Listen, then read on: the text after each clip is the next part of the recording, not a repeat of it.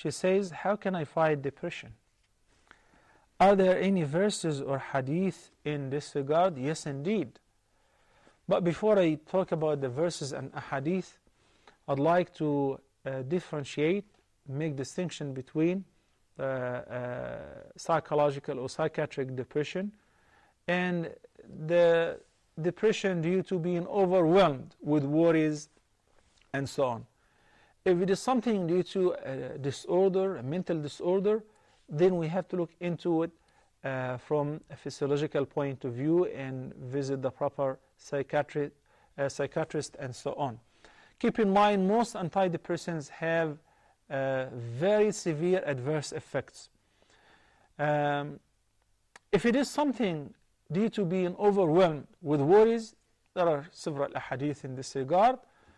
The most important thing is, for both cases, is for the person to understand the purpose of life. What is the purpose of life? Why were we created? When somebody believes that life is not worth it, and I want to take my life, I want to die, I don't deserve to live, people do not deserve to live, life is not worth it, there's nothing good in life whatsoever, and keep thinking negatively, the person may end up really taking his life, or the life of his beloved ones, or living a miserable life.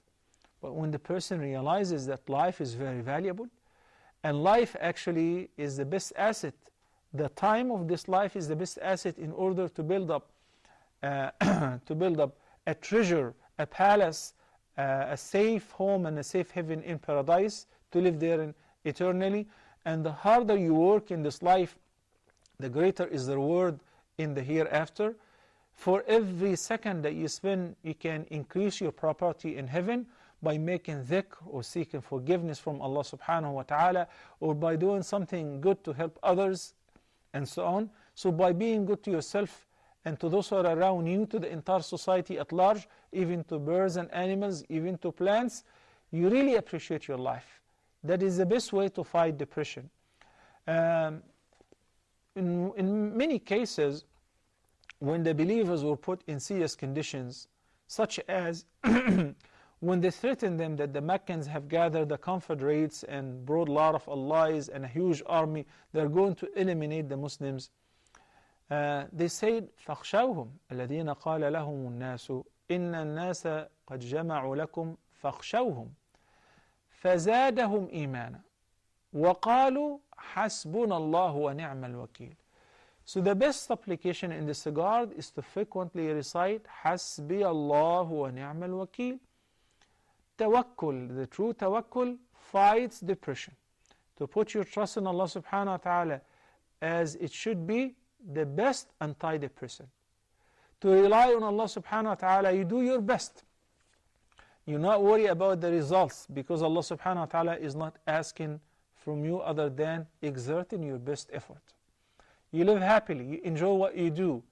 Whether you are a teacher, whether you are a worker, whether you are a janitor, whether you are a dentist or a physician, you do what you do with the intention of to serve the purpose of this life, to be a good individual, to help humanity at large, specifically your fellow Muslim brothers and sisters.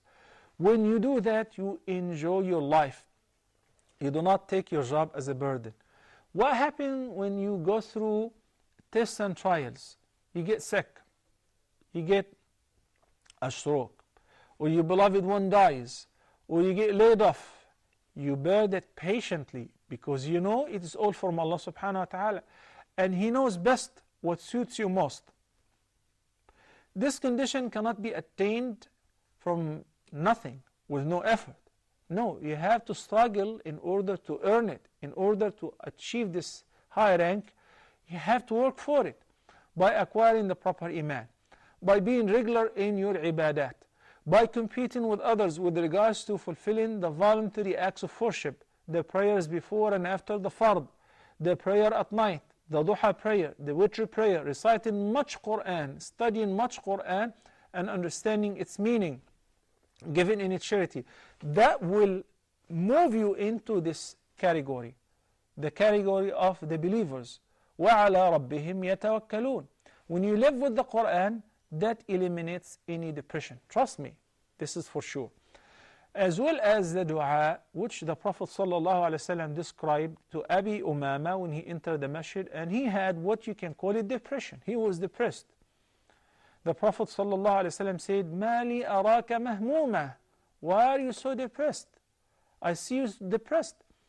He said, "Ya Rasulullah, humum lazimatni wa duyunun ghalabatni." These are the two main reasons for depression. When one is broke and he has a lot of loans, he cannot settle. In the West, you can simply file for bankruptcy and you're off the hook. But in Islam, if you owe somebody money, you still owe them this money, you have to pay it as long as you live. Even when you die, your heirs or family members have to come up with the balance, because this is not your property, unless if the debtor or the lenders pardon you, drop it entirely or most of it or some of it. Otherwise, it's a loan you have to pay. That's why it's a ham, it's a worry. Whenever somebody is worried, cannot sleep, does not enjoy eating, does not feel secure, does not have a moment of contemplation, cannot have khushu' in the salah. So he said, shall I not teach you a few words which if you recite in the morning and in the evening, أذهب الله عنك همك وقضى عنك دينك. If you recite this dua regularly in the morning and in the evening, Allah will relieve you from your worries, remove your depression, and settle your debt. He said, certainly, Ya Rasulullah. He said, say every morning and every evening, Allahumma inni a'udhu bika min al-hammi wal-hazan wal-ajizi wal-kasal wal-jubni wal-bukhl wa a'udhu bika min ghalabati ad-dayn wa qahri rijal. I'm not going to say the meaning. It's available in English and in other translations in the book of, or the booklet of the Fortress of the Muslim. Once again, every time I seize the opportunity to remind everybody, you have to have a copy of this booklet, keep it in your pocket, in your glove compartment, beneath your pillow, to read it, not to use it as an amulet, to try to memorize these invocations of the morning, the evening, and different occasions, in order to live happily in this life and widen your property in hereafter, insha'Allah Azza wa Jal.